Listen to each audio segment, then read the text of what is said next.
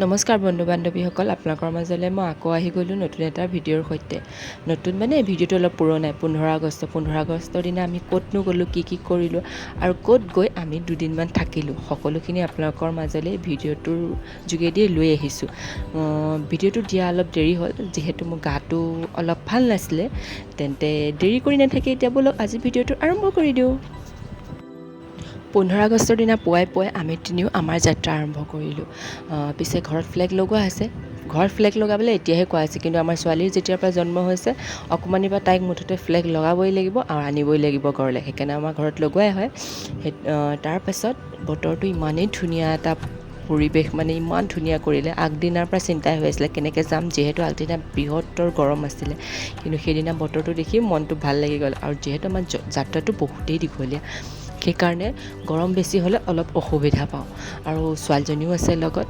ছোৱালীজনী আজিনো কিয় ইমান ফূৰ্তি, আমি তিনিৰে মুখত কিয় হাঁহি, সকলোখিনি আপোনালোকে ভিডিঅ'টো শেষলৈ গম পাব। তেন্তে ব'লক আমাৰ লগে লগে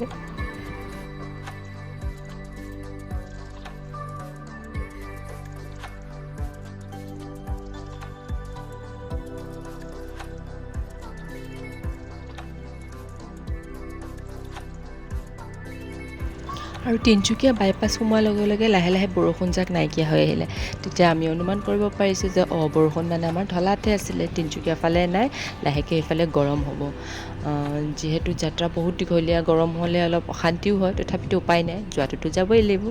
আৰু এই সেউজীয়া পৰিৱেশৰ মাজেৰে ইমানেই ধুনীয়া, মানে ভাল লাগে গৈ।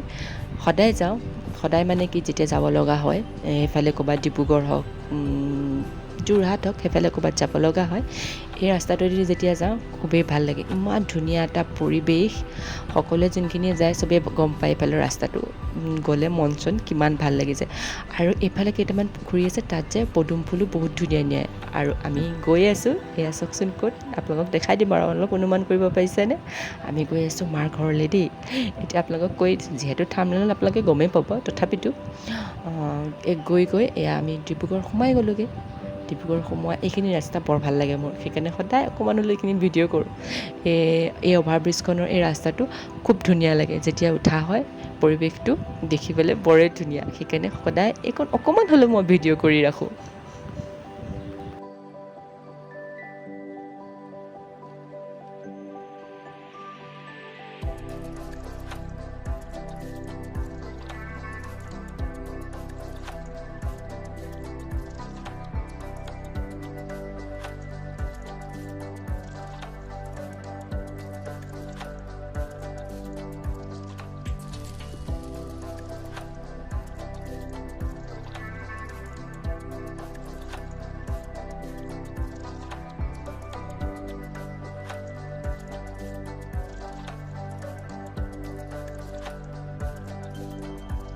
আৰু ডিব্ৰুগড় সোমোৱাৰ লগে লগে সৌদূৰ আকাশত দেখিছেনে প্লেন এখন, ছোৱালীজনীয়ে দেখিছে খুব ফূৰ্তি পাইছে। আৰু সৰু ল'ৰা ছোৱালীৰ দৰে মোৰো মনটো খুব ভাল লাগিলে দেই।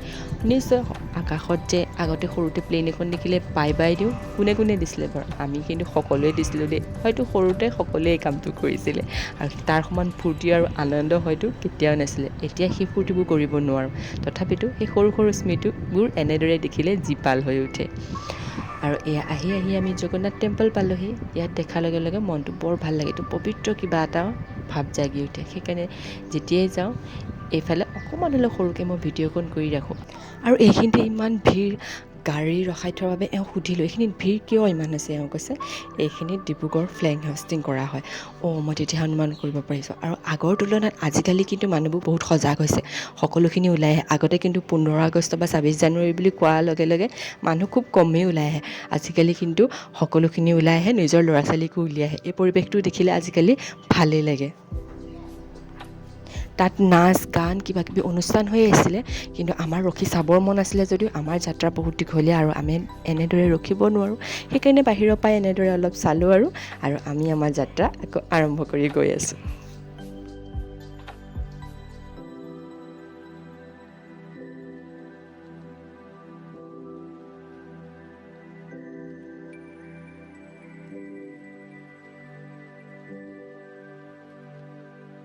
আৰু যাত্ৰা যেতিয়া ইমান দীঘলীয়া হয় আমনিলায়কো লাগে।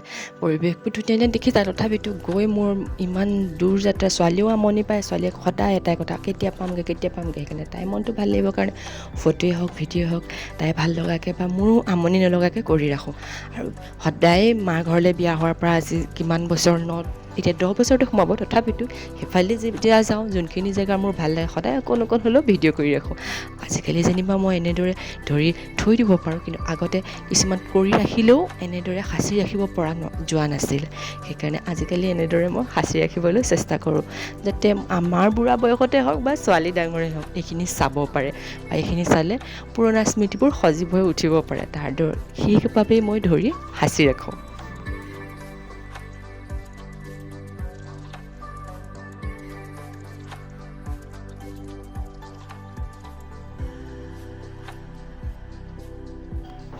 আৰু এইখিনিতে আহি সদায় মই আমনি পাওঁ। ৰাস্তাত পৰিৱেশটো ধুনীয়া যদিও ৰাস্তাটো সদায় ইমানেই বেয়া হৈ আছে, সদায় এইখিনি জেগাতে মোৰ খংটো উঠি যায়। কাৰণ কঁকালৰ বিষ ইমানেই হয় নহয়। ৰাস্তাটো চাওকচোন, আপোনালোকক এবাৰ দেখাই দিছোঁ। যেতিয়াৰ পৰা অহা যোৱা কৰি আছোঁ, এইখিনি 4 লাইন কৰিবলৈ যেতিয়া ৰাস্তাটো বনাই আছে, এইখিনি সদায় একেই দেখি আহিছোঁ ৰাস্তা। আৰু আমি আহি মৰাণ পাই গ'লোঁ।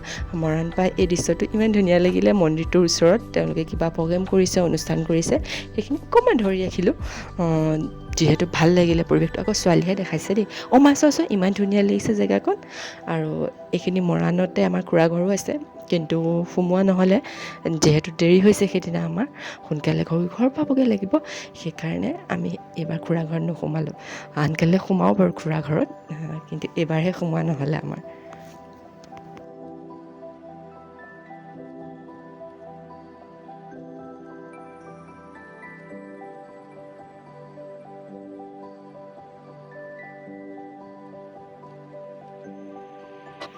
আৰু মৰাণ পাৰ হোৱাৰ পাছৰ পৰা আমাৰ খোৱা পৰ্ব আৰম্ভ হৈ গ'ল দেই। আৰু ইমান দূৰ যাত্ৰা কৰি থাকিলে নিশ্চয় কিবা কিবি খাবই মন যায়। আৰু মোৰ কুৰকুৰি সদায় প্ৰিয়। এওঁ বেয়া পায়, কিন্তু চিম্পুল যিটো ব্লু কালাৰ আগৰ আংকল চিপছ সেইটো ভাল পায়। মই আকৌ সেইটো একদম পচন্দ নকৰোঁ। মোৰ প্ৰিয় সদায় কুৰকুৰি। মোৰ সদায় যুদ্ধখন আৰম্ভ হয় সেইটোতে। এইবোৰ খাব নালাগে বেয়া, তথাপিতো এওঁ খাইছে, উপায় নাই। আমি মাক জীয়েকৰ সেইটো ভাল পাওঁ আৰু দেউতাকে সেইটো ভাল পায়। সেইকাৰণে আমি মাক জীয়েকৰ ভাল পোৱাটোকে কিনিলে আৰু আমি এনেকৈ খাই আমাৰ যাত্ৰা আৰম্ভ কৰি আছোঁ। এতিয়া আমি চাহ একাপ খাই লওঁ। মই চাহ পিছে ঘৰৰ পৰাই বনাই আনিছিলোঁ দেই। চাহ আৰু মই বুট ভাজি লৈ গৈছিলোঁ। যিহেতু ৰাস্তাটো অলপ দূৰ, আনকালে ৰুটি চুটি বনাই নিওঁ, কিন্তু এইবাৰ মোৰ অকণমান গাটো ভাল নাছিলে। সেইকাৰণে ইমানখিনি কৰিবলৈ মোৰ ইচ্ছা নগ'ল। মানে গাটো মোৰ নক'লে যে ইমানখিনি কৰি লৈ যাওঁ, আনকালে ঘৰলৈ গ'লে কিবা কিবি কৰি লৈ যাওঁ। এইবাৰ কিন্তু অকল চাহহে মই বনাই লৈ গ'লোঁ আৰু অলপ বুট ভাজি, যিহেতু ছোৱালীও ভাল পায় বুট ভাজিটো আৰু ময়ো ভাল পাওঁ। আৰু খাই ভাল লাগিব বুলি গাটোৰ অসুস্থতাৰ কাৰণে, যিটো চৰ্দি মোৰ জ্বৰ কাহ হৈ আছিলে, মাতটো শুনি আপোনালোকে এতিয়াও গম পাইছে, এতিয়াও মই সম্পূৰ্ণৰূপে সুস্থ হৈ উঠা নাই। বুট চাহ খায়েতো আমাৰ ভোক গুছা নাছিলে, সেইকাৰণে ভোক লাগিছিলে। ক'লে ক'ৰবাত কিবা এটা খাব লাগিছিলে। মই বোলো একদম চিম্পুল কিবা খাব মন গৈছে, এনেকুৱা মছলাযুক্ত একো হোটেলত খাব মন যোৱা নাই। তেতিয়া বিচাৰি আমি এইখন পালোঁ। এইখনতে আমি চিম্পুল মাৰ হাতৰ যেনেকৈ ঘৰৰ একদম ৰুটি দালি চব্জি তেনেদৰে আমি খাই ল'লোঁ। আৰু খাই কিন্তু তৃপ্তি লাগিলে দেই। আৰু খাই বৈ ফটো দুখনমান নামাৰিলে হয় জানো, একদম ফটো দুখনমানো মাৰি ল'লোঁ আমি। আৰু আজিকালি যেতিয়া ছোৱালীয়ে ধুনীয়া ধুনীয়া ফটো মাৰি দিয়ে, মাকৰ আৰু চিন্তাই নাই। আৰু ফটো চটো মাৰি মেলি আমাৰ যাত্ৰাকো আমি আৰম্ভ কৰিলোঁ। এইবাৰ ছোৱালী আগত দেই। আৰু এইবাৰ নতুনকৈ এটা অসমীয়া গান শিকিছে, এইখনি গাঁও। এই গানটো তাইক খুবেই প্ৰিয় হৈ পৰিছে। এতিয়া মানে গায়ো আৰু নাচেও। আৰু মই লগাই দিম বুলি ভাবিছিলোঁ, কিন্তু গানটো যিহেতু লগাই দিলে কপিৰাইট লাগি যাব, সেইকাৰণে মই লগাই দিয়া নাই। তাই গায়ো আছে আৰু নাচিও আছে, বৰ ভাল পাইছে। আৰু আমি আহি ৰংঘৰ পালোঁহি। ৰংঘৰ দেখাৰ লগে লগে ছোৱালীৰ উৎপাত লাগিলে নহয়, পিতাই ব'লা সোমাওঁ। কিন্তু যিহেতু দেউতাকে ক'লে যোৱাবাৰতো তোমালোকে সোমাই গৈছা, সেইকাৰণে এইবাৰ নালাগিচোন সোমাব। সেই কথাষাৰ কোৱাৰ লগে লগে লাগিলে মইতো তলাতল ঘৰ আজিলৈকে চোৱা নাই, তেতিয়াহ'লে মোক তলাতল ঘৰত সোমোৱাই নিব লাগিব। তাৰপাছত দেউতাকে ক'লে তেনেকৈতো সোমাই গ'লে আমাৰ দেৰি হ'ব যিহেতু। তাই ক'লে ককা আইতাইতো ৰখি আছে আমালৈ ন, তুমি এনেকৈ সোমাই গ'লেতো দেৰি হৈ যাব। সেই কথাষাৰ কোৱাৰ লগে লগে তাই ঠিক আছে নালাগে ব'লা। তাই মানে ককা আইতাকৰ ওচৰলৈ যাবলৈ বিৰাটেই হেঁপাহ হৈছে। এইবাৰ যিহেতু গৰম বন্ধত আমি যোৱা নহ'লে মাৰ ঘৰলৈ, তাই যাম বুলি খুব দুদিনমান কান্দিলোঁ। বিশেষ ব্যস্ততাৰ কাৰণে কিবা কিবি কাম আছিলে, সেইকাৰণে যাব নোৱাৰিলোঁ।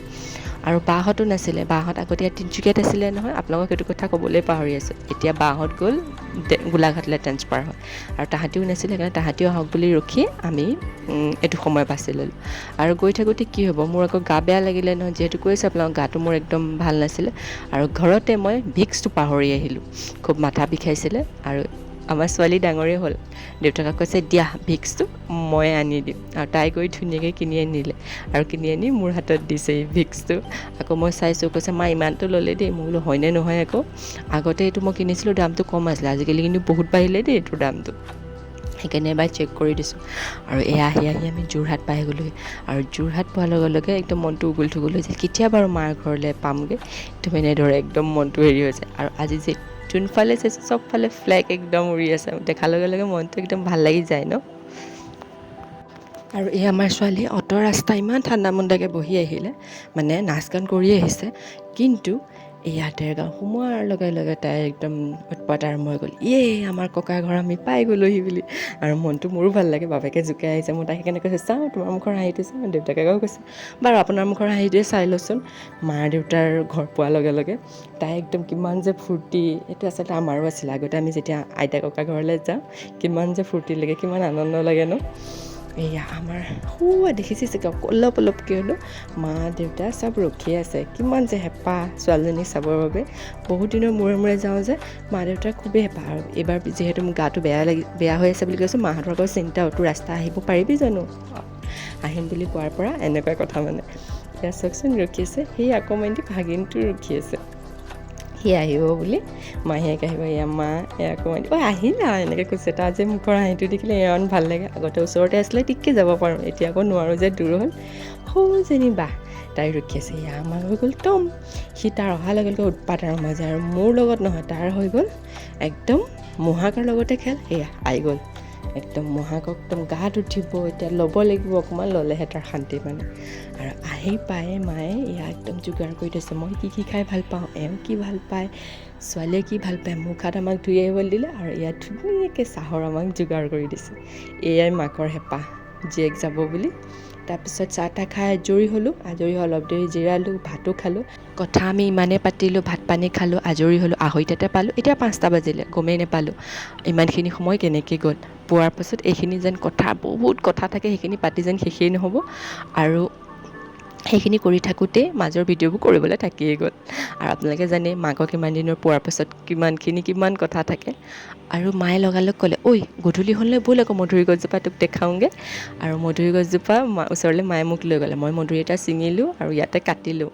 এওঁকে ছোৱালীকে ভিতৰতে হেৰি কৰিব লাগিব ইমান ধুনীয়া চাওকচোন কেৰ্কেটুৱাই বহুত নষ্ট কৰিছে মধুৰিজোপা আৰু কেমেৰামেন বাই দেখাই আছে বাক কৈছোঁ তই এতিয়া অহাৰ লগে লগে কেমেৰামেন হৈ গ'লি দেই কিন্তু এইখিনি সুবিধা মোৰ গ'ল আৰু বা এতিয়া গোলাঘাটলৈ গ'ল নহয় তিনিচুকীয়া পৰা ট্ৰেন্সফাৰ হ'ল ভিনদৈ বাই সেইকাৰণে বাকো দিছোঁ আৰু আমি খাইছোঁ কথা যে আমাৰ শেষেই নাই ইমান কথা পাতিছোঁ নহয় আমি আৰু মধুৰিটো খাবলৈ ইমান ধুনীয়া মিঠা আছিলে নহয় ৰ'ব এইখিনি কথাৰ মাজতে আপোনালোক ক'ত যায় মোৰ ভিডিঅ'টো আজি কেনেকুৱা লাগিলে আপোনালোকে তাকো জনোৱা নাই নহয় কমেণ্ট বক্সত জনাবলৈ কিন্তু একদম নাপাহৰিব দেই আৰু আজিৰ মোৰ যদি ভিডিঅ'টো চাই ভাল লাগিলে লাইক আৰু শ্বেয়াৰ কৰিবলৈও একদম নাপাহৰিব দেই আৰু যিসকলে মোৰ ভিডিঅ'টো নতুনকৈ চাই আছে তেওঁলোকক কৈছোঁ মোৰ চেনেলটো ছাবস্ক্ৰাইব কৰি দিব আৰু আজিলৈ আহিছোঁ ধন্যবাদ পুনৰ লগ পাম আপোনালোকক নতুন এটা ভিডিঅ'ৰ সৈতে